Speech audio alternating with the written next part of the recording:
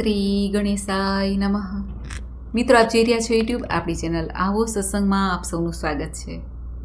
મિત્રો, આજે આ વિડીયોમાં આપણે જાણવાના છીએ પુરુષોત્તમ માસ, અધિક માસ કે મલ માસમાં આવતી શુક્લ પક્ષની એકાદશી ક્યારે છે. અધિક માસમાં આવતી શુક્લ પક્ષની આ એકાદશીને કમલા કે પદ્મિની એકાદશી કહેવાય છે, જે માતા મહાલક્ષ્મીને સમર્પિત છે. આ એકાદશીમાં ભગવાન શ્રી નારાયણ, ભગવાન શ્રી કૃષ્ણની, પુરુષોત્તમ ભગવાનની પૂજા કરીને ભક્તો મનોવાંછિત ફળની પ્રાપ્તિ કરી શકે છે. ધર્મ, અર્થ, કામ અને મોક્ષ પ્રાપ્ત કરી શકે છે. અધિકથી અધિક ફલદાયી છે 3 વર્ષે આવતી આ એકાદશી. આ એકાદશીના મુહૂર્ત વિશે જાણીશું, મહિમા વિશે. જો આપના વિડીયો પસંદ આવે તો લાઈક કરજો, શેર કરજો. આપ આ ચેનલ પહેલી વખત જોઈ રહ્યા છો તો સબસ્ક્રાઈબ કરી લેજો, જેથી આવનારા વિડીયોની માહિતી આપ સુધી તુરંત પહોંચી શકે.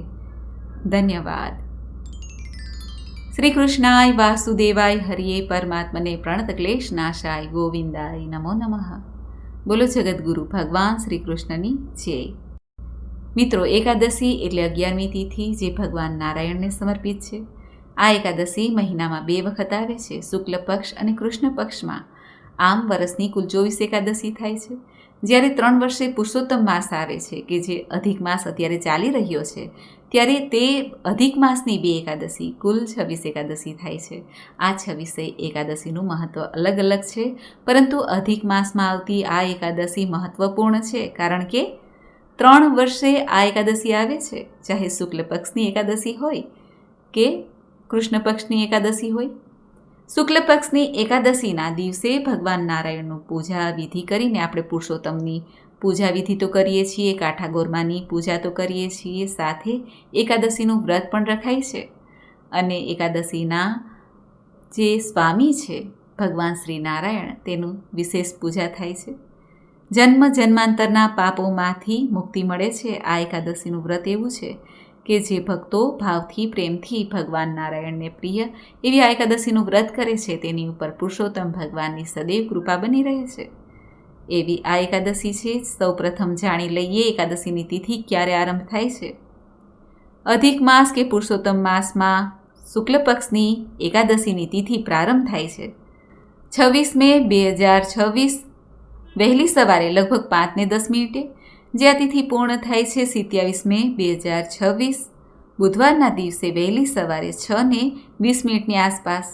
આમ જોઈ તો એકાદશી ઉદયા તિથિ અનુસાર હોય છે, એટલા માટે 2 દિવસ સૂર્યોદયની તિથિ પ્રમાણે એકાદશી પડે છે. 26 તારીખે જે એકાદશી પડે છે તે સ્માર્ત એકાદશી થશે, કારણ કે સૂર્યોદય થાય એ પહેલાં જ એકાદશીની તિથિ આવી જાય છે. પરંતુ રાત્રિમાં દસમની તિથિ છે, દસમથી યુક્ત આ એકાદશી રહેશે, એટલા માટે આ એકાદશીને સ્માર્ત એકાદશી કહેવાશે. આ એકાદશીનું વ્રત ગૃહસ્થીઓ કરી શકે છે. બીજા દિવસે 27 મે 2026ના દિવસે પણ સૂર્યોદય તિથિ પ્રમાણે એકાદશીનું વ્રત જે 11 અને 12ના સંયોગથી થાય છે, જે ભાગવત એકાદશી કે વૈષ્ણવ એકાદશી થશે.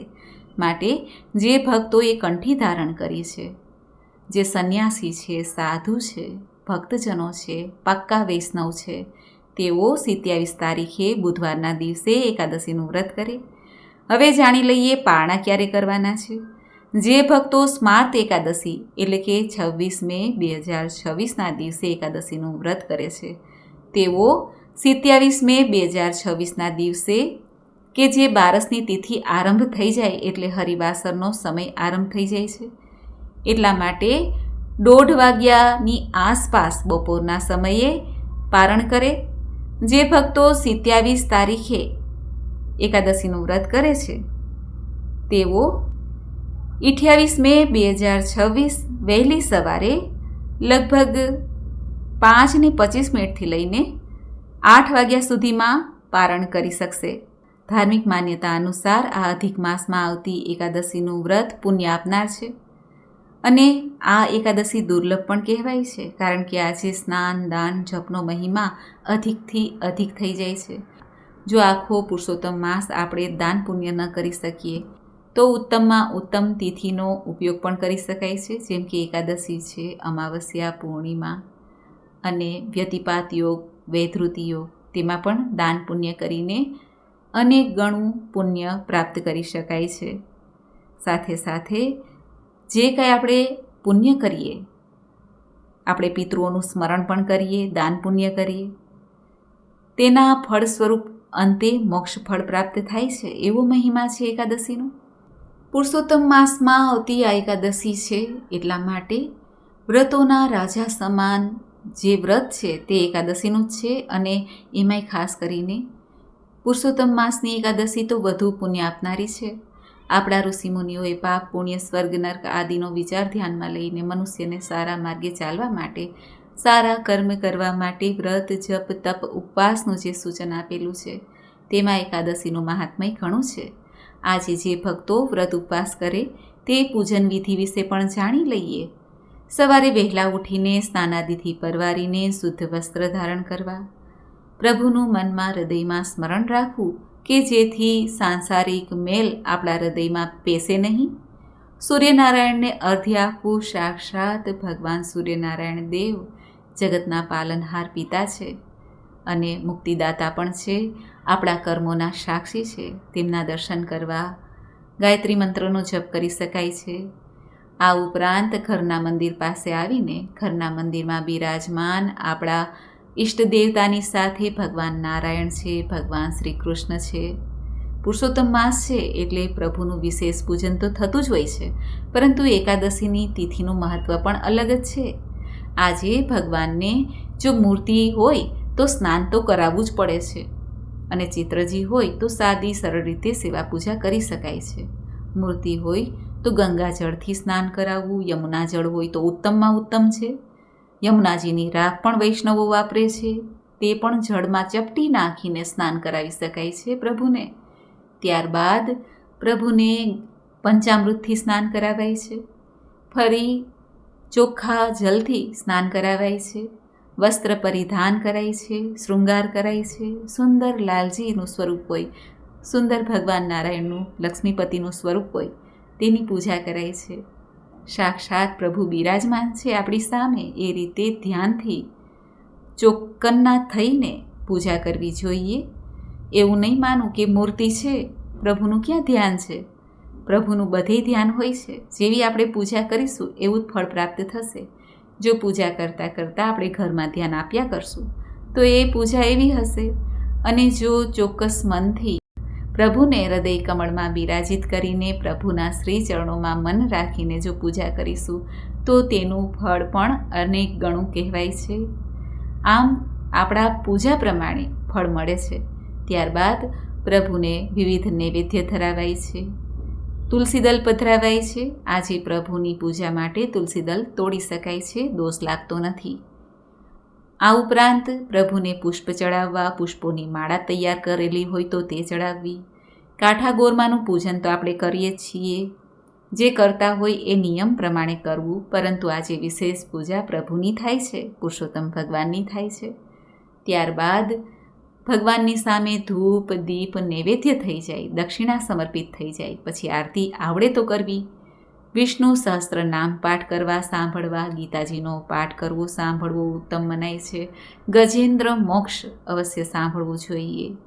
પિતૃઓને પણ મુક્તિ પ્રાપ્ત થાય છે જો આપણે સાંભળી શકીએ સમય હોય તો. આ ઉપરાંત આ એકાદશીના દિવસે ગાય માતાની સેવા પૂજા અવશ્ય કરવી. સાથે જ દરેક જીવ ઉપર દયા રાખવી. માત્ર ગાય માતાની વાત નથી થતી, દરેક પશુ પક્ષી જીવ છે તેની ઉપર દયા રાખવી. ઉનાળો છે તો જળની વ્યવસ્થા, દાણા ચણની વ્યવસ્થા કરવી. પીપળાના વૃક્ષને જલ અર્પિત કરવું, દીપદાન કરવું. 7 કે 108 પરિક્રમા કરી શકાય તો કરવી. ત્યારબાદ આપણા જે ઈષ્ટદેવતા છે, કુળદેવતા છે, તેમનું પણ સ્મરણ કરવું. કારણ કે પુરુષોત્તમ માસ છે, ભગવાન શ્રી નારાયણને પ્રિય એવો આ માસ ધરતી લોકના પતિનો માસ છે, આશ્રયદાતાનો માસ છે. આ માસ એવો છે કે જે ભક્તો આ માસમાં પ્રભુની પૂજા વિધિ કરે છે ને તે અનાથ રહેતા નથી, સનાથ થઈ જાય છે. ચાહે આપણા સગાવાલા હોય કે ન હોય, શું ફેર પડે. પરંતુ જો આપણા દિલમાં પ્રભુ પ્રત્યે શ્રદ્ધા છે અને પ્રભુના શરણે જવું જ છે, આપણે મનમાં વિચારી જ લીધું છે, ભલે આપણે 100 સગાની વચ્ચે રહેતા હોય પણ અંત સમયે તો આપણે પ્રભુ પાસે જ જવું છે. ત્યારે પ્રભુને જ બોલાવવા પડશે. પ્રભુ આપણી વાત સાંભળશે.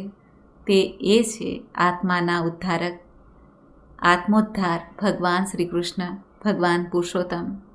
માટે પ્રભુની સાથે એક્ય સાધવું હોય, સંસારમાં રહેતા રહેતા જેમ જળમાં કાદવમાં કમળ રહે છે એ રીતે જો રહેવું હોય તો આ પુરુષોત્તમ માસમાં પ્રભુની ભક્તિ કરી લઈએ અને પ્રભુમાં એક રસ થઈ જઈએ.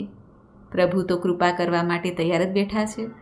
બસ આપણી રાહ જોવે છે કે ક્યારે ભક્ત મને પ્રેમથી બોલાવે તો હું આવું. સંસારમાં કોઈને કામ આવતું નથી. જે આપણા બહારના લૌકિક સંબંધ છે તે આ શરીરના સંબંધ છે. જેવું શરીરમાંથી આત્મા ચાલી જશે એટલે આ શરીરના સંબંધો પણ અહીં જ પૂરા થઈ જશે. માટે અંત સમયને સુધારવું હોય તો આ પુરુષોત્તમ માસ ઉત્તમ છે. પ્રભુની ભક્તિ દાન પુણ્ય કરી લઈએ, થોડું આપણું આત્માનું કલ્યાણ કરી લઈએ. 3 વર્ષે આવતા પુરુષોત્તમ માસમાં સ્નાન દાન જપનો મહિમા ગાઈ લઈએ. આપણું તથા આપણા કુટુંબીજનોનું કલ્યાણ થાય એવી ભાવના સાથે આપણે પ્રભુને પ્રાર્થના કરીએ. આ એકાદશી એવી છે કે જો બહેનો માસિક ધર્મમાં હોય, ઘરમાં સૂતક હોય, કોઈનું જન્મ મૃત્યુ હોય તો પણ એકાદશીનું વ્રત થાય છે.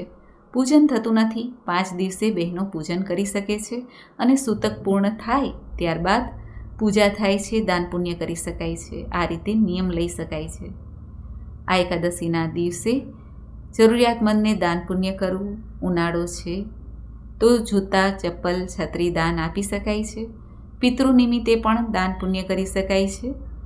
આ એકાદશીના દિવસે પ્રભુનું પૂજન કરીને, સ્મરણ કરીને, આ વ્રત કરીને બીજા દિવસે પારણ કરાય છે. પારણ અર્થાત આ વ્રતનું સમાપન. જે આપણે સંકલ્પ એકાદશીનો કરીએ છીએ તો એ સંકલ્પને છોડવો પડે છે, તેને પારણા કહેવાય છે. પારણામાં પણ દાન દક્ષિણા બ્રાહ્મણોને આપી શકાય છે, જરૂરિયાતમંદને આપી શકાય છે. જે આપણી શ્રદ્ધા હોય એ પ્રમાણે દાન પુણ્ય કરીને ટૂંકમાં આપણે એવું કહી શકીએ કે આપણા મનને, ચિત્તને પ્રભુમાં પોરવીને આ સંસારમાંથી ઉપરત થઈને વ્રત કરીએ, જેને ઉપવાસ કહીએ છીએ. ઉપવાસ અર્થાત પ્રભુની નજીક રહેવું. ભૂખ્યા ન રહી શકીએ તોય ચિંતા ન કરવી, માત્ર પ્રભુનું નામ જપ કરીને પ્રભુની નજીક રહેવું. નજીક રહેવાનો મતલબ એ છે કે પાપ કર્મથી આપણે અલગ રહેવું. આજના દિવસે જ નહીં, સર્વથા આ નિયમ લેવું કે આપણે કોઈ મનથી પણ પાપ નહીં કરીએ, કોઈને આડા નહીં આવીએ, કોઈની ચોવટ નહીં કરીએ, નિંદા કુથલી નહીં કરીએ. આજે રાંધેલો ભાત ખાવો નિષેધ મનાય છે, કારણ કે ભાત ખાવાથી આળસ થાય છે અને ઊંઘ આવે છે. જેમ કે એકાદશીમાં રાત્રે 12 વાગ્યા સુધી જાગરણ કરીએ છીએ, ઊંઘતા નથી. બીમાર વ્યક્તિ હોય, બાળક હોય કે વૃદ્ધ હોય તેઓ ઊંઘી શકે છે. ગર્ભવતી મહિલા પણ કોઈ નિયમ ન લે તો ચાલે. પ્રભુ સર્વ કાંઈ જાણે છે, મનની પરિસ્થિતિ, શરીરની પરિસ્થિતિ. માટે મનમાં દોષ ન લેવો, માત્ર પ્રભુ પર વિશ્વાસ રાખવો. આ રીતે એકાદશીનું વ્રત કરી શકાય છે. મિત્રો, મને આશા છે કે આપને આ વિડીયો જરૂર પસંદ આવ્યો હશે. અધિક માસના શુક્લ પક્ષની આ એકાદશીના દિવસે વ્યતિપાત યોગ પણ છે, જેમાં સ્નાન દાન જપનો મહિમા 1 લાખ ગણો દર્શાવવામાં આવ્યો છે. માટે આજે 27 મે 2026ના દિવસે વ્યતિપાત યોગ હોય. જે ભક્તો પુરુષોત્તમ માસનું વ્રત કરે છે, સ્નાન દાન જપ કરે છે કે નથી કરતા, તેઓ પણ આ વ્યતિપાત યોગનો લાભ અવશ્ય ઉઠાવે. સૂર્યગ્રહણમાં જે દાન કરીએ છીએ, ગંગા સ્નાન કરતી વખતે જે દાન પુણ્ય થાય છે, અથવા તો જે કોઈ ઉત્તમમાં ઉત્તમ દાન પુણ્ય થાય છે, તેનું જે ફળ, અસમિક સમૂહ ફળ જે પ્રાપ્ત થાય છે, તે આ વ્યતિપાત યોગમાં તે નાના એવા દાનથી ફળ પ્રાપ્ત થઈ જાય છે.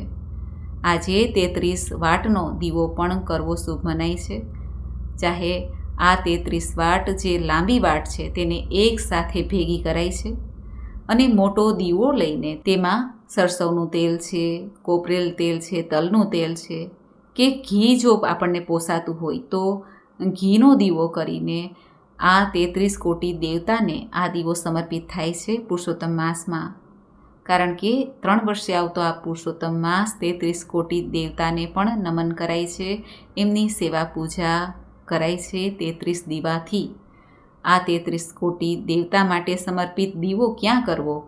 તો આ દીવો મેઇન દરવાજા પાસે, ઘરના મંદિર પાસે, તુલસી ક્યારે, પીપળાના વૃક્ષ નીચે, વડલાના વૃક્ષ નીચે, તળાવ કિનારે, નદી કિનારે, કે પછી પવિત્ર કોઈ પણ સ્થાન છે, શિવાલય છે, વૈષ્ણવ મંદિર છે, ત્યાં પણ કરી શકાય છે. આ દીવો કરવાથી જન્મ મૃત્યુના બંધનમાંથી મુક્તિ મળે છે, પિતૃદોષ શાંત થાય છે, પિતૃકૃપા પણ પ્રાપ્ત થઈ જાય છે અને જાણે અજાણે થયેલા દોષો પાપોમાંથી મુક્તિ મળે છે. એવો મહિમા છે આ 33 વાટના દીવાનો. આ ઉપરાંત આજે ગરીબોને, જરૂરિયાતમંદને જે કંઈ દાન પુણ્ય આપણે કરીશું એકાદશીના નામે, તો પણ પુણ્ય અર્જિત કરી લેશું, કારણ કે એકાદશી અને વ્યતિપાત યોગ સાથે આવી જાય છે, શુભ સંયોગ છે. એટલે જે આપણે આજે એકાદશીનું વ્રત કરી લઈશું તો વ્યતિપાત યોગનું વ્રત પણ થઈ જશે આપોઆપ. જે સૂર્ય, ચંદ્ર અને ગુરુના ઘર્ષણથી આ યોગ ઉત્પન્ન થયો છે. ગુરુની પત્નીનું ચંદ્રદેવે હરણ કર્યું હતું, ત્યારે સૂર્યનારાયણ દેવે ચંદ્રને કહ્યું કે ગુરુ પત્ની ગમન ન કરાય, મહાપાપ છે. તમે ગુરુની પત્નીને, બૃહસ્પતિ દેવની પત્નીને છોડી દો. ચંદ્રદેવ માન્યા નહીં, જેનાથી સૂર્ય અને ચંદ્ર વચ્ચે ઘર્ષણ થયું. તેનાથી એક ક્રોધી અસુર ઉત્પન્ન થયો, જે વ્યતિપાત કહેવાણો. આ વ્યતિપાત યોગ સૌ કાંઈ ખાવા લાગ્યો. ત્યારે વ્યતિપાત યોગને રોકીને દેવો પ્રભુને પ્રાર્થના કરે છે. પ્રભુએ વ્યતિપાત યોગને કહ્યું કે જ્યારે તારા આ યોગમાં કોઈ મનુષ્ય દાન પુણ્ય કરશે તેનું લાખ ગણું પુણ્ય મળશે. આ વ્યતિપાત યોગ ક્રોધમાંથી ઉત્પન્ન થયો હોવાથી મહાઅસુર હતો. તે બ્રહ્માંડને ખાવા લાગ્યો.